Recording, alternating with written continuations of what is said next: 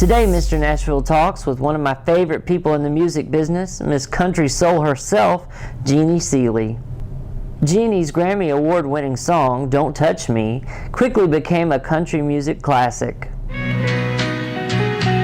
Don't touch me if you don't love me, sweetheart.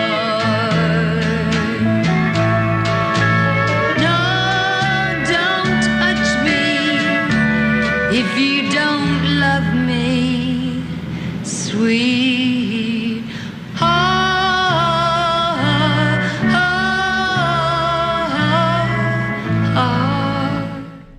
With her unique style, her quick wit, prolific songwriting, and all that sass, Jeannie Seely captured the hearts of country music fans and quickly became a staple of the world-famous Grand Ole Opry.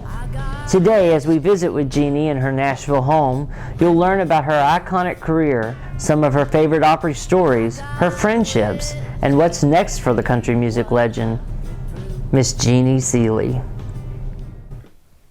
I am so excited to be sitting here with Miss Country Soul herself, and I'm in her home. And I have to tell you, I'm very jealous, and a lot of people's hearts got broke because in 2010, you found a young man and married him, Jimmy Moore. You got to meet him today. But I want to know, how did he propose to you? How did you all get together?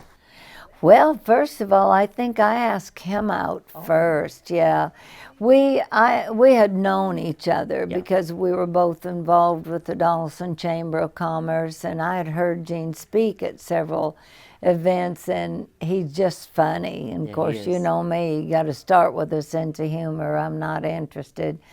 But then he started driving me in the Donaldson Christmas Parade, and his first on the fire engine, and then in his dune buggy with all the flashing lights. We were so cool, and the kids all loved us. But a mutual friend, our banker friend, used to say to me, you need an escort when you go to all these music business functions. It doesn't look right for you to go alone.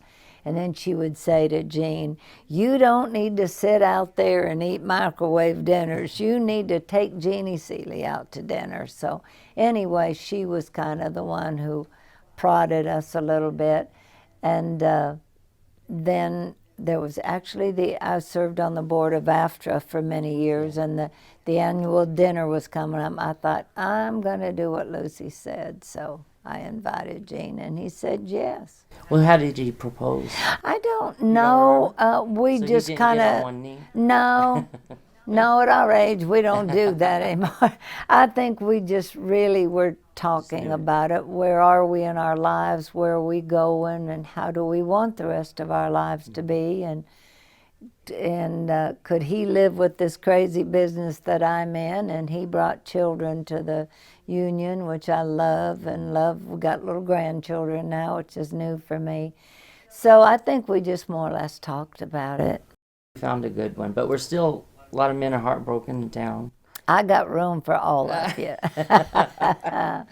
Well, I was reading, I did not know this. I knew you came from Pennsylvania, but I didn't know that your parents were the ones who kind of influenced you to enjoy and love music and get into music. Can you tell us how they did that? Well, they certainly never thought about being professional, but of course back in the country where we grew up, everybody played or sang because that was the only entertainment we had. My dad, though, they were from the Roaring '20s era, so my dad played tenor banjo. And did all the ain't she sweet, see you coming down the street, all of that. And he had a Model A Ford. We got a picture of him somewhere with his striped blazer and foot on the running board, you know, and a picture of Mother in her flapper outfit. But we always loved music, and we listened to the Grand Ole Opry as far back as I can remember. Mother always said that I found WSM on the radio when I was 4. Wow. And always couldn't figure out why I couldn't hear the Grand Ole Opry every time I turned that, and I still think you should be able to hear it any time you turn the dial. And the television too. Right, but we always listened to the Opry, and my folks often had card parties on Saturday night, and they always made sure that if they didn't want us in the house, Dad would make sure the car battery was charged up so we could listen to Grand Ole Opry out in the car and when it didn't come in clear in the house. And you started on the radio at 11? Mm-hmm. That's amazing. Did your parents bring you to the station, or how did that happen? Well, they did take me there. There was, in the little town that I grew up in called Townville, there was a band that came there and did a fundraiser for the fire department. So all of us were there, and my brother, my oldest brother, actually was doing it trying to embarrass me. And he went up to the band later and said, "My little sister sings, would you get her up to sing?" So the band leader says, "I understand we have a little girl here who sings, and we want to see if she'll come up and sing a song for us." And of course, I'm all excited. There's a little girl here that's going to sing. Maybe little girls can do this. And they called my name, and I looked over, and my brother and his friends were all poking each other. And so I thought, I'll fix them. So I went up there, and I remember they said, "Sing a little bit of it and we'll find your key." And I said, "I know what key I sing in." 11-year-old spunky little brat. But No, I like that spunk about you even now, because, not that you're a brat by any means. there are those But who say. you're the personality of the Opry, though. People Oh, say well, that thank when you. Jeannie comes on, that's when the personality gets. Not that everybody has their own niche, Right. And you really carry that really well. No matter who's on, you know how to handle it. Well, I appreciate you saying that, but from my perspective, I'm always aware of what I do on stages. What would I want to see if I paid my money to see a show? I want to see somebody hit the stage doing something and hopefully having fun and making me feel good. And if you're going to sing a tearful ballad, then lay that hurt in there till they feel it too. My performance is all about what it makes that audience member feel like. And we feel it. We do. Well, good. And I think maybe that's also why children relate to you so much. I hear people, when I talk about the Grand Ole Opry, they say, "I like Jeannie Seely." They're the little kids. Yeah, isn't that crazy? Of the modern host. There's a young man, he's in college now, probably close to through, but he was 18 months old when he was in the front row of the Grand Ole Opry and saw me. And his dad wrote to me and said, "We've never seen this child react like this," but he was so fascinated. And they brought him back a couple of times a year, and they live up in Indiana, and I've kept in touch with them all these years. It's funny. And you're a good role model for children too, because even though you were on the radio at 11, on up to teenage years, you were a majorette and a cheerleader at the same time, and an honor student. Mm-hmm. How did you balance all of that? Well, I guess without internet and all that, the distractions, but you had a lot going on and still accomplished such, Well, the honor roll thing was, my parents' rule was, unless I stayed on the honor roll, I couldn't sing. I couldn't do all the extra. So, of course, I was going to stay on there. And I remember in my senior year, I was working in a club on Sunday evening in Erie, Pennsylvania. And I would be back in the corner doing my homework on Sunday like every other kid, in between when I'd get up to sing. So, I was busy, and I guess that was a plan, too, to keep me out of trouble. But I loved every part of it. I loved school and all the things. That was show business to me. I was in all the plays and everything. I loved it. Helped train you for now. Right. Being with the audience and and knowing how to adapt with, it's probably again with the children thing, you know how to relate and animate it from the cheerleading and the majorettes. And You think that's going to help me with these 4 grandchildren, 4 and under? It's going to have to. We laughed I had them at Easter, and everybody said, well, how did that go with the grandchildren? And I said, it went great. I said, Jean was ready for them to leave in an hour. I was ready for them to leave in 2, but they stayed 3. Oh, that's great. That is But they great. are so fun, and they're used to me teasing. One thing that I thought that was really interesting about you too is a lot of country singers, they come to Nashville, they make it, and then they go to Hollywood. And you kind of went to Hollywood first and then came to Nashville. How did that happen? Well, I didn't go to California hoping for a career. I went to get out of the Northeast winters. My first car was a 1958 MGA Roadster. And I buried it in a snowdrift on Easter Sunday morning, and I was so upset walking home. And I remember every step thinking, there's got to be some place to live where this doesn't happen. And I had seen Southern California on TV, so it seemed like the only thing to do was to go there. And at 21, I was ready to leave home and see some of the world. And my girlfriend had an Austin Healey, and we drove those 2 sport cars to Southern Cal, all the way out Route 66. And it's so funny when I've told this story and people say, well, why didn't you go Interstate 40? I said, well, it hadn't probably been dreamed of at that time. But your songwriting, though, didn't that kind of flourish out there where you got into some publishing companies while you were there? It did, Larry, and the reason, music had to be a hobby in Pennsylvania because at that time there were no outlets to do anything professionally. And so I was always told that's just a hobby. But when I got to Southern California, I started meeting people who were writing songs and performing and making a living. And when I went there, I went to work for Union Bank in Beverly Hills. And then I saw an ad in the paper for a floating secretary at Liberty Records.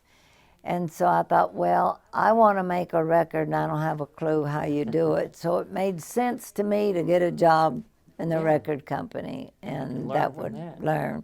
So I quit my job, good job at the bank, went to work for about half at the record company. But that's where I started getting an education, started meeting people, started networking. And ultimately that led me to when I met Dottie West too, she came out to work the old Palomino Club. And I, of course, was there to see her. Because I had seen Dottie when she was on the Landmark Jamboree out of Cleveland, Ohio, and I was growing up in Pennsylvania, so it was like a dream to meet her. And our friendship was immediate. It was just so funny. In fact, when I read the story of Always Patsy Cline, had to laugh, and I said, well, that's kind of like Dottie and I were, because then I invited Dottie back to my house there in Hollywood, and we sat up all night writing songs and singing. And like she encouraged you to come here to Nashville, She did. Right? Mm-hmm. Yeah. And that's how we had a mutual friend, Dottie Rambo, and you told me that's how you met her, right? Through Dottie West? I really got interested in Dottie Rambo's music through Dottie. She kept saying, she'd play me something, she'd listen to this melody, Seely, And of course, Dottie Rambo's message was always so wonderful, but that was icing on the cake on top of the wonderful melody to go with it. And I have to say, Bill Gaither and his wife write some beautiful melodies too. Country music, gospel music, bluegrass, to me it's just one family. It is. Just little branches, and rockabilly, I guess, to an extent. Those are the wayward members of the family. And speaking of a little bit of wayward and groundbreaking and things too, were you really the first one to wear a mini skirt on the Opry? Yeah. To me, that had to be way beyond Madonna for that. People think of all the things Madonna does and these pop people do, but to a miniskirt back then, to the Opry crowd and conservative, how do you act? It was pretty funny. But you stop and think, I had moved here from Southern California, and as you know, it did and still does. Fashion starts out there and comes this way. So I was really wearing what everybody was wearing back there. And there's a lot of confusion. I've had people get really upset at me and say, no, it wasn't you, it was Jeannie C. Riley. Jeannie C. wore a miniskirt at the CMA Awards. Yeah. But I never said I did the first at CMA. Right, I did it at the Opry, which is where I was. And when Aunt Divine was the manager then, and he called me in the office to talk to me about it, and Aunt was so embarrassed about it. I mean, and I couldn't even figure out what he was talking about. What are you asking? What are you saying to me, Aunt? And then when I finally realized, and I told him I wasn't intentionally doing anything, and I have never tried to dress to an image. Right. Because I've always felt like I'm no different than any other American woman or girl in the United States today. This is the way I felt then, I still do. Other than I sing and write songs for a living. That's the only thing that makes us any different. So I've always wanted to dress in whatever the style was of the time. Well, you've always been fashionable. But of course, that's Shania Twain bare midriff. I don't know. We You're started that. It was I've seen you in a midriff, and it was very pretty. I think you had her beat. I do. It was a little before her time. She probably wasn't even born when I was doing that. And you went to the Porter Wagner show. He hired you to replace Norma Jean, right? So you were kind of in between Norma Jean and Dolly, or? I was, and that plan didn't really work for Porter, and I've always been kind of glad of that because he wasn't counting on the fact that the promoters that were booking the show expected Norma Jean. She had been on his TV show for so long, and so a lot of them weren't happy with the replacement. So when they were really unhappy, he would take Norma too. Of course, we laughed. Everybody said, Porter's lost it now, and there's no way any bus is big enough for two female singers.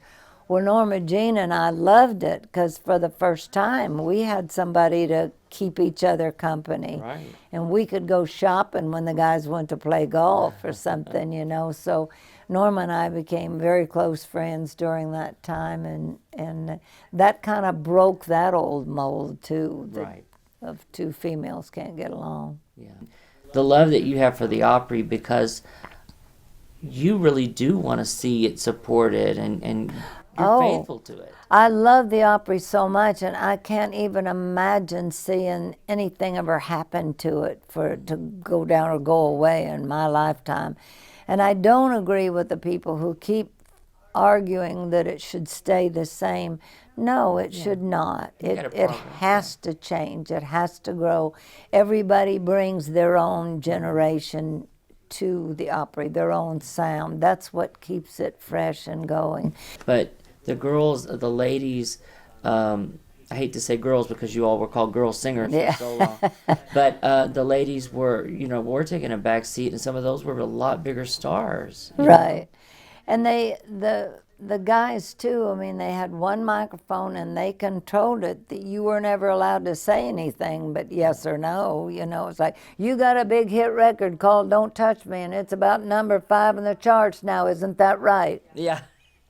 Never let go of it. That's right. And pull it away real quick if you attempted to say. You have that soulful growl in your voice. that and I mean that as a compliment, because I love that. It's a sultry thing. It can go several ways, It's intimate. I just love your voice. But Don't Touch Me, you won the Grammy for that in 66, 67? It was for the year 66. Yeah. I actually got the award March 2nd of 67. And so you hear all these artists, George Jones, Etta James. What did you think when you're hearing that? I mean, 'cause you made it popular. That's your song, And then now they've all obviously heard you do it. loved it. Yeah. They're wanting to do it. I mean, Ray it's gotta be Price fun. cut it, Don Gibson cut it, Tammy cut it. Well, it's certainly a compliment to me, and a lot of them followed my arrangement. An interesting thing, a lot of people didn't know when I was traveling with Porter Wagner at the time we were working on this song, and of course Buck Trent was with Porter at that time. And Buck is the one that every time I had an idea for the arrangement, Buck would patiently go get the guitar and try it, and I'd try this or that. I was really working on that ending. I wanted something different. And I'd say, no, that's not it, Buck, I'm sorry. So he'd put the guitar away and wait till I came up with another idea. But Buck is the one that was there to help me out. Well, tell me about your new record, because I saw pictures and it's all a buzz of town that you're back in the studio. Isn't that funny that everybody's talking about this? Well, we want it. We wanted your music so long. It's great. I had no idea. Eddie Stubbs has been one of the people who constantly said, you need to record some of these songs you've written yourself, because I didn't cut any of my own much. And so I decided that might be a good idea to do, and I was going to basically do ones that hadn't been recorded, that nobody had ever heard. Well, after I did the first session and the news got out, everybody's saying, you are going to put Leaving and Saying Goodbye in there, and surely you're going to put He's All I Need if Dottie did. And they kept asking me about all these, and the She Always Got What She Wanted that Dickens did. So I rethought it, and I thought, yeah, all these need to be in there. I've had, Ron Harmon told me, I didn't realize it, but he said, you've had songs recorded by 8 members of the Hall of Fame. Isn't that wonderful? And be 9 if they ever put Dottie in there. Yes. And also one Bluegrass Hall of Famer, Doyle Lawson, and Irma Thomas, who's in the Louisiana Music Hall of Fame. She recorded the first one. So I'm doing all of those as well, some of the new ones. And you need to. They're your babies. You Yeah. know? And I think that people need to know your songwriting. You're new and you're old. And Yeah. Well, I think that what really made me decide to do it, this is, the desiderata says stay interested in your own career, be it ever so humble. This is your career. This is basically your catalog. This is your art. Yes. And it needs to be recorded. Yes. If anybody likes it, that's icing on the cake. Exactly. If not, it's there. Yeah. And in our business, how many times we go back an old song? So somebody might discover one of these way after I'm gone. You never know. Well, we hope that's a long, long, long time. Not you. that they discover the song, but before you leave us. I really can't thank you enough for doing this. I thank you so much. I love you, I appreciate you, and I look up to you so much. Well, you know what? It's always been amazing to me that different places I go and I realize you're there, and it's a compliment to all of us when you show up, because you're a busy person and everybody respects what you do. And I'm glad that y'all were okay with coming to my home. I guess I don't want to say I'm getting lazy, but I've taken the easier way out anymore. I feel like Barbara Walters, she goes to the house, I got cards, and... There you go, yeah. I hope you enjoyed today's show with my buddy Jeannie Seely. If you'd like to register to win one of Jeannie's CDs, check out our website at www.mrnashvilletalks.com and register to win. And while you're there, talk back with us. We'd love to hear what you think. And visit all our other social media outlets.